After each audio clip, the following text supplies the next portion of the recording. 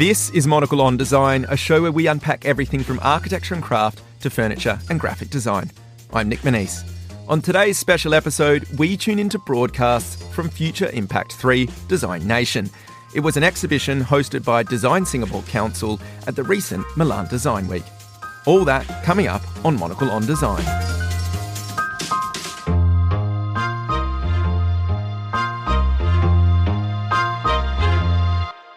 Hello and welcome to this special episode of Monocle on Design. Today we're returning to Milan Design Week, where Monocle had a dedicated pop-up radio studio that was created in partnership with Design Singapore Council. Located in a church in the centre of Milan, it formed an audio component of the council's exhibition, which was titled Future Impact 3 Design Nation. Curated by Tony Chambers, Cristina Didero and Singapore's Hunn, the third instalment of this annual showcase celebrated the past, embraced the present, and, as its title suggests, looked to the future. Featuring both established Singaporean names and rising stars, the event and Monocle also brought a host of international talent through the door to discuss the future of design. Across the next 30 minutes, we'll hear from both Singaporean and global names and the exhibition curators too. All that coming up on Monocle on Design. To kick today's show off, I'm joined in our pop-up studio by Cristina Didero and Hunn, two of the curators behind the showcase. We talk about how Singapore is best positioned to respond to urgent societal issues through the lens of design. We hear from Cristina first. We had the pleasure to curate this project since 3 years, me and Tony Chambers. So 2025 was such an important step for Singapore. It's, the state is turning 60 years old, so we wanted to have somebody young and energetic and from Singapore that help us with this very important edition this year. So we're very happy to work together with Hunn on this project, and he actually brought a fantastic content that you will see on the walls of the church. So what me and Tony took care are the established designer that you will find is right in the middle of this beautiful historical building, and all the work by Hunn you will find on our left. We have the past of Singapore, so Hunn pick up a very few and smart subject in order to tell the story of the country. And as I said, on the center is the present, so it's us, and then on the right we have the future. That means the young people, the young talents, the postgraduated. Tell us, what does Singapore and design mean to you? I mean, how do you go about contributing to this curation? It's about rethinking what frames or how we define design. Because we might think of it as a product from a consumer standpoint, but it's really about overcoming challenges, inherent challenges, tricky challenges, complex challenges, with resilience, with ingenuity, with innovation. And I think that means things that deal with maybe law could be considered design. Fiscal devices could be considered design. Things that build towards economics, water, building blocks of society, policy, certain trade agreements could lead to better lives, better impact for the citizens. I think that is a classic impact for design. That's quite fascinating because you're not necessarily talking about objects, and yet on display we do have some objects. So what's that link between, I guess, the more ephemeral things like policy and culture and what's actually presented here? I was inspired by the Victoria and Albert Museum or even the Met in New York. Like maybe it's the Egyptian section. And you have a certain object in the glass case. And how I see it is more like design as an anthropological approach. And you can see there's a pile of sand. You're like, what's a pile of sand doing on display, right? But that actually, if you read the card, it says this is actually symbolic of the land reclamation initiative that Singapore has had over the past 30, 40 years, and how we've increased our land mass by 25%.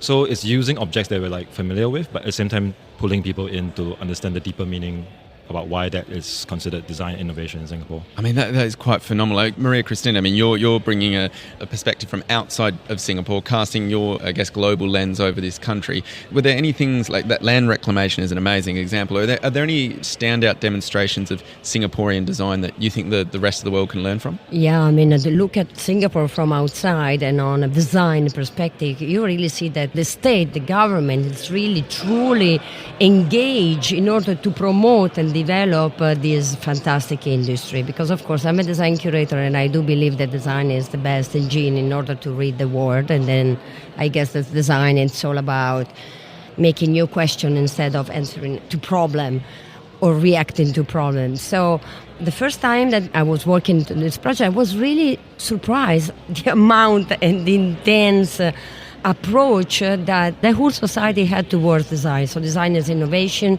design is technology. We have fantastic projects here that they span from recycling an old blanket and making just a simple gesture like a knot in order to make a chair, to some sort of behaving design. I mean, to design that serve to optimize our life, but in a very concrete way, not like just a lot of people say theoretically. No, we have like really practical answers to that, and this is very fascinating. You talked about land reclamation, Hunn. What else is Singapore, I guess, pioneering at? I mean, we've almost solved our housing issues. I mean, that's phenomenal, yeah. You know, like more than 85% of the citizens own their property. So that's two things, right? One is that financially, as a cornerstone for life living in Singapore, that's kind of sorted. You know, there are plans that kind of make sure that you can somehow afford public housing.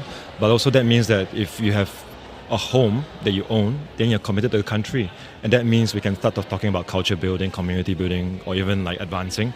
That is kind of like the beautiful layering of value of every decision that Singapore makes. So I'm going to ask a really dumb question. How does home ownership relate to design? It's life, isn't it? Like, to have certain chapters of life unlocked, you need to own a home and kind of build a life from there. Because you need a home to build a life. And design is about impacting life positively. On a macro, you know, that's the tenet of design, isn't it? And I think if you're going to, on practical level, you know, it's like having your own safe space that you come home to, where you can make love, make fun, make play, make relatives, make friends, make a lot of things, you know, that is platformed by the home. And if you don't have a home, in many cities that maybe the rent is unaffordable or property prices are really high. Yeah, it's a big thing. It's a big thing. And then like, how do you even begin to talk about human experience? How do you talk about communities or start to weave the blanket of community? Not so easy, but I hope I answered the question. My thanks to Maria Cristina Didero and Hunn there. Next up, we're joined by Nfemi Marcus Bello and Wong Ngeng. Nfemi is an industrial designer based in Nigeria and is known for his community-led, culturally conscious design approach. Ngeng is a designer, researcher and the author of Refuse, a handbook that unveils the complex issues of furniture waste in Singapore. We hear from Nfemi first. For me, I mean, I studied design at the University of Leeds in England, and the way I was taught design was totally different to how I knew design was practiced in Nigeria. And of course, there's design in every single nation, and they're everyday objects that we take for granted. And I kind of started investigating these anonymously designed objects to educate myself on what was readily available, and also trying to poke, or I'd say make sure that there was a lot more engagement to everyday objects within Nigeria. So I started choosing anonymously designed objects, so I'd say unauthored. Can you give us an example of what one is, just for our listeners? Okay, so one, for example, the one that I always reference is the Kwali, which is like a handheld kiosk that's made out of cardboard. And it's used to sell confectionaries across heavy Lagos traffic, which has a reputation of its own. No. And the idea is that as you're driving home and you're stuck in traffic, you can actually just wind down and then pick up a few things, as random things as you can imagine. We don't need to say what they're on air. Yeah, we can just push on. But the idea is that you're bringing, I guess, is formalising the right word, or you're using this and maybe building a structure around it through your studio? I'm definitely not formalising. What I'm trying to do is understand and also investigate what design could be, or what design is in Nigeria. So for me, for example, a good example is creating case studies around these objects and breaking them down to the bill of materials, and then understanding how it's building an ecosystem around either recycled materials or, again, readily available materials. And this is maybe a perfect place to bring Ngeng in. I mean, from the car-clogged streets of Lagos, how busy are the streets of Singapore? Is it pretty efficient? It's busy. but it's very, very smooth. Yeah, the streets is like, there's a lot of cars, but you will never really find yourself in the Polar jam. opposite. This they truly are. But your design ethos isn't polar opposite. I mean, so again, tell us a little bit. Nafemi's talking about breaking down materials and their potentials. How does this feed into your work? Yeah, actually for my work, when you mentioned readily available material, that's exactly what I was trying to explore in the Singapore community. So the kind of material that I was looking into is actually bulky refuge. So disposed furniture, specifically furniture, because through my investigation, through the exploration, you realize that for furniture, it is the only thing that dumpster divers don't really pick up because there's not a lot of monetary value, right? You know, when you think of metal, people get it, they sell it away. But for fabric, for woods that comes from maybe sofas or dining chair, nobody really picks that out. So that's what my project is trying to explore, which is trying to explore how those materials can be used as so-called raw ingredients to then be ingredients for crafters to then use to make maybe tote bags, or for example, I made a little nice chair there, right? So just trying to see how everyday people can just go downstairs and see what the dumpster presents, right, and then use those as materials instead. It's a different way of looking at how we source what we build our world with. You mentioned craft there, which is quite fascinating to me. I mean, we're taking this kind of research that you've done, this discovery of the potential materials there. How important is bringing a craft lens or a craft approach to that versus an industrial process to that? Yeah, actually, in my opinion, I think for Singapore, the crafting aspects of it is something that we should put a bit more emphasis on, because we are such a young nation, right? And when the nation started around 60 years ago, there were a lot of different races and a lot of different culture that came together. So some might argue that Singapore is so young that there isn't a culture. Like when you think about Singaporean design, there's nothing distinctive or like a design style that comes to mind. So I would argue that, 60 years is pretty...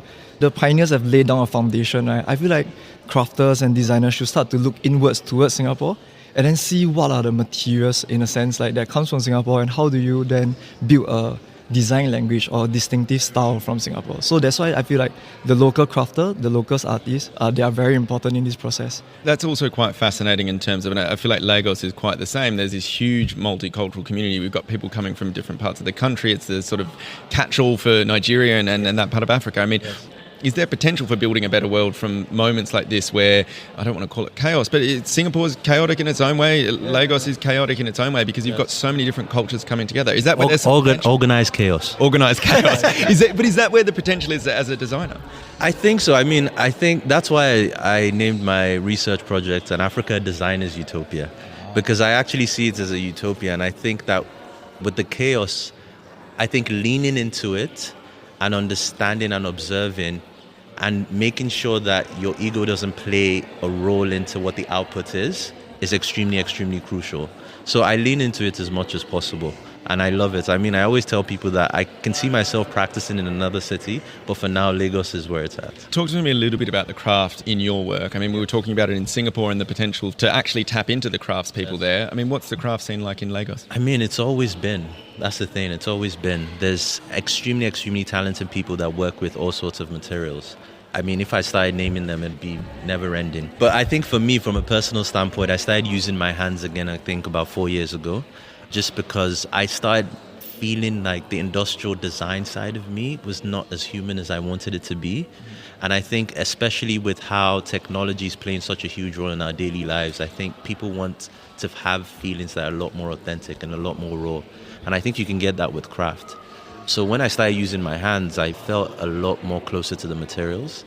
And I also felt like it allowed me to kind of pause and also think and consider the human aspect of design and the emotional side of design.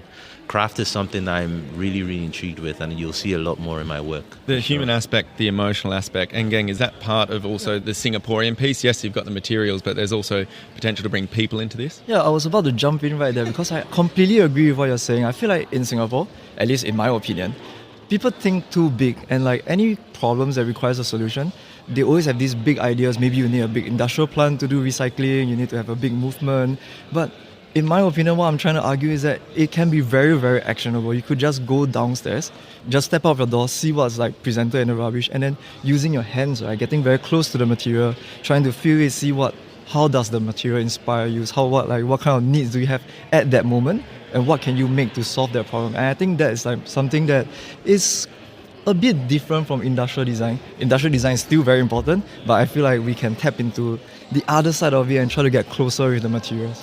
I walked through the exhibition quite quickly, but there's something that designers take for granted, which is a systematic approach to design. I mean, just outside, we were talking about design integration and like policies and the role that government has to play, and how designers, we don't need to keep designing the same objects over and over again. What are the main issues that we're having in our daily lives? How can life be better in Singapore through design? You understand? Is it recycling? Is it reducing the traffic?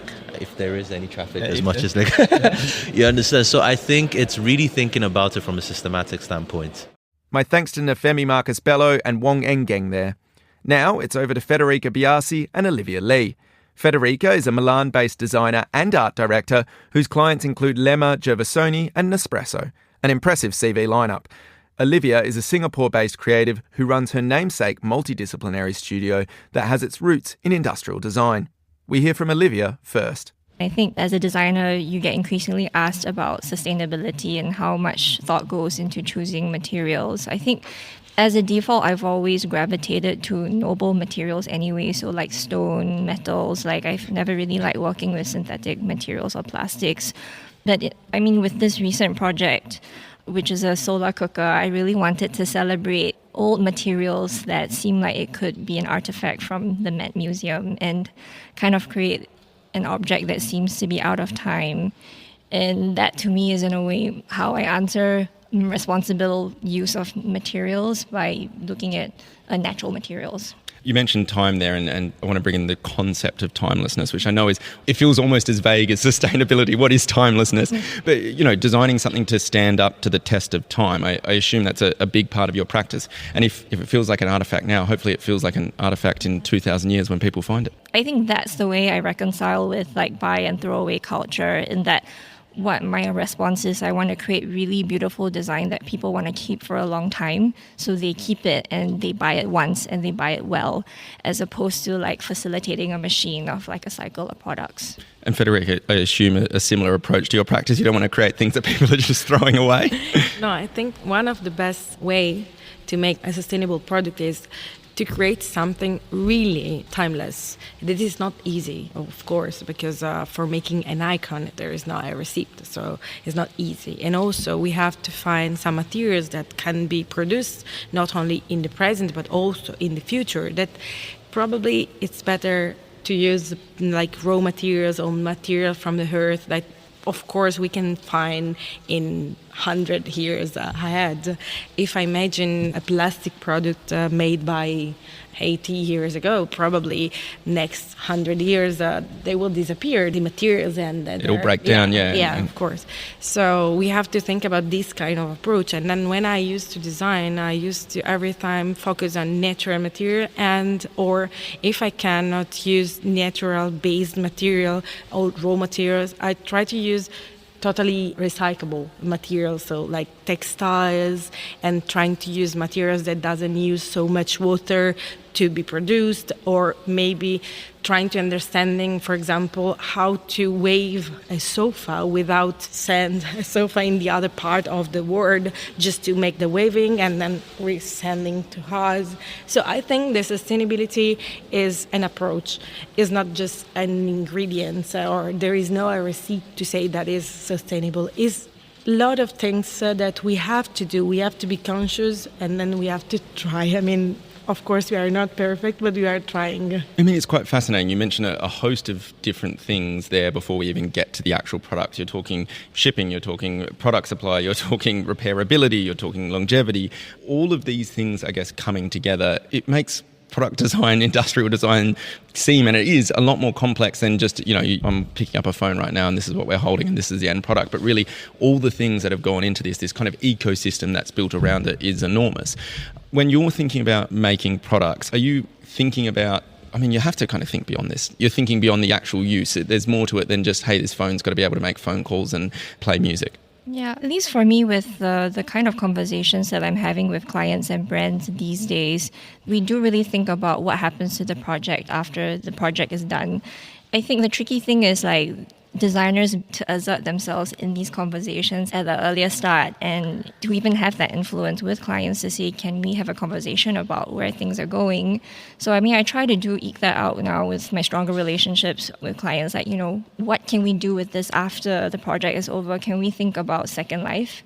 and actually build that in from the very beginning as opposed to an afterthought. So I really want to only do a few really good, well thought out projects than a lot of projects. So it's that consideration that's needed to make something. I mean, we've talked, I feel like, a lot around products. We've talked about everything that kind of goes into it. But I want to put the question to you both. I mean, how can a product improve our lives? How can something that's well designed, well considered, elevate our everyday? I mean, design is so broad, like from like urban design to social design to experience design to apps. Like design is everywhere. And if you want to talk about something as what's on your phone, like the way UI and UX is designed to push you into certain behaviors and make certain choices. Like, so design can making me stressed. Yeah, it can be for your good every day or for your bad every day.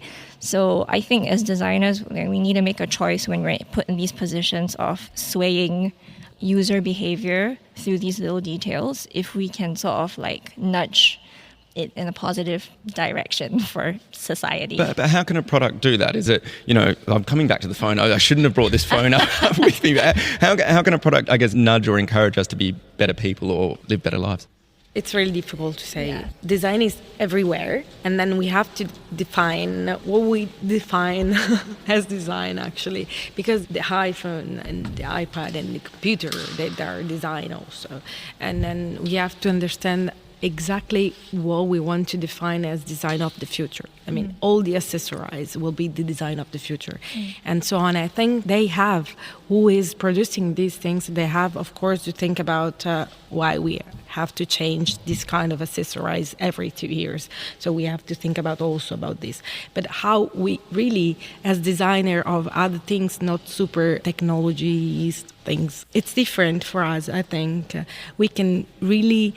Yeah, we can do something for the future, but it's not in the same thing. So about the sustainability, I think we have to go really near to the people and understanding with them what we can really do for the future. So trying to convince the people to get more sustainable, but with other kind of things, I don't know.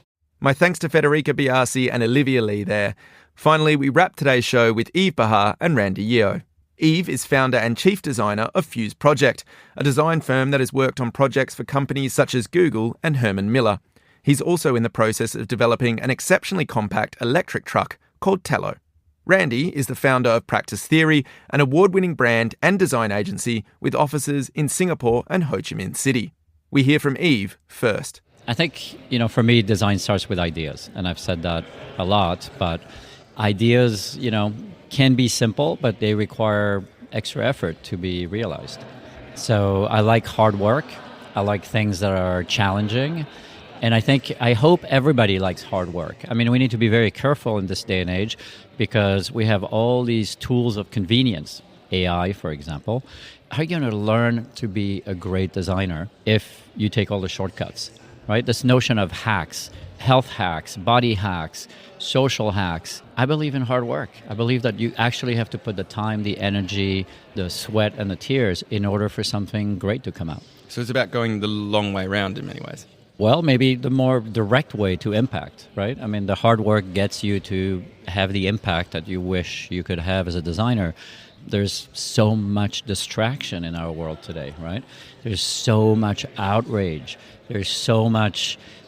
ways that, your body and your mind is taken away from the real work.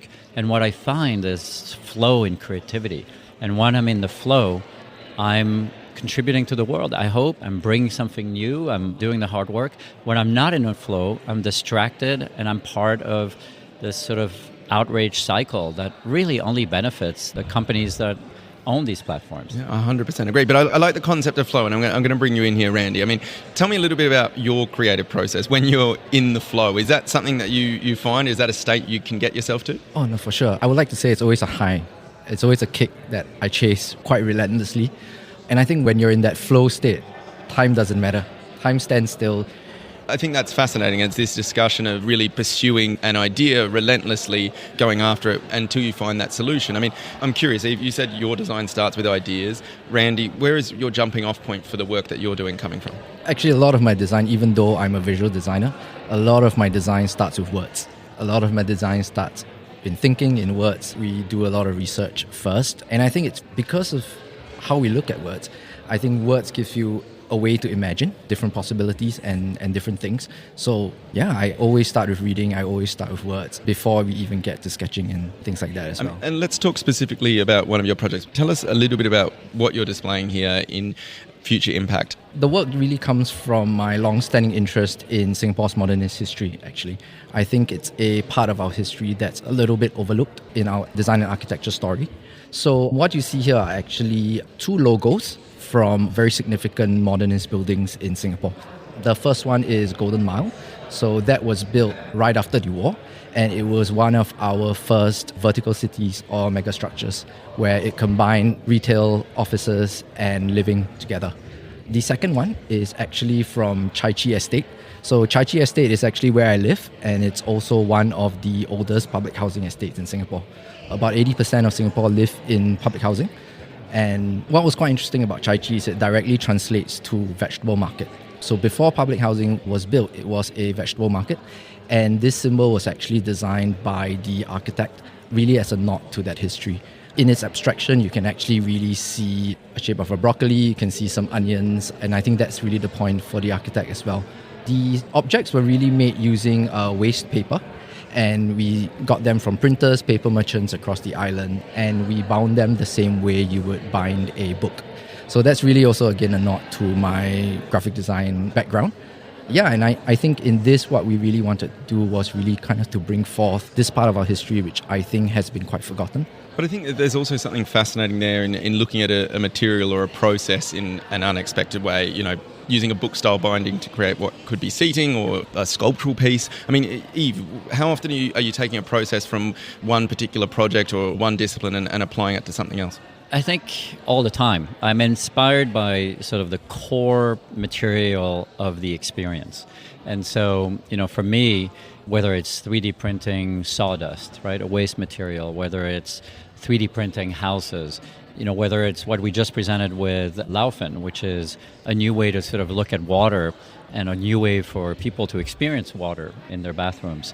You know, all of those are incredible opportunities. And if you combine that with new industrial processes, in the case of the, you know, Laufen wash basins, they built 100-meter long electric kiln fed by solar panels. So it's the first CO2, you know, manufacturing of industrial ceramics, CO2 free.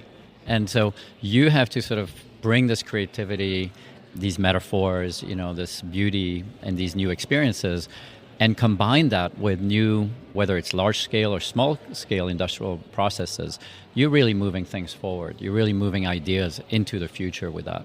And I think that's the unique role of the designer. We're this glue between a consumer that wants things that are not given to them, with this glue between processes, materials, and a way to bring them out to the world that makes them desirable, that makes the past go away and the future arrive. So that's the core job that we have. It's a very optimistic job, and it's one that I think is so important in this day and age.